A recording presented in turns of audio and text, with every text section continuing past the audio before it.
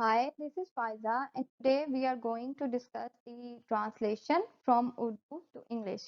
CSS और PMS के students को जो अपने इंग्लिश प्रेसी एंड कंपोजिशन के पेपर में ट्रांसलेशन अटेम्प्ट करना होती है उर्दू टू इंग्लिश, हम उसको देखने वाले हैं। तो ये मैंने कुछ जो है एक उर्दू के पैसेज से कुछ जो लाइंस हैं वो एक्सट्रैक्ट की हैं। तो हम इनको जो है वो आपके साथ सॉल्व करेंगे and then we will see के किस तरह से हम जो है वो ट्रांसलेशन को लेकर चल सकते हैं। पाकिस्तान की बढ़ती हुई आबादी मुल्क के लिए शदीद खतरा है। तो बढ़ती हुई द एवर इंक्रीजिंग आबादी पॉपुलेशन ऑफ पाकिस्तान पाकिस्तान की is a formidable danger for the country. मुल्क के लिए शदीद खतरा है, फॉर्मिडेबल शदीद, खतरा डेंजर। और अगर बढ़ने की यही रफ्तार रही तो हमारा मयार ज़िंदगी माकूल हद तक बुलंद नहीं हो सकता।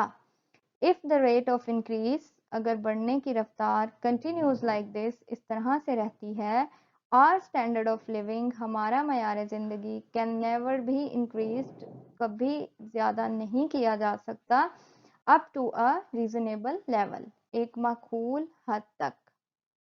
उसके बाद है हमारे किसान कितना ही जोर क्यों ना लगाएं, इस बढ़ती हुई आबादी को खुद कफील नहीं बना सकते।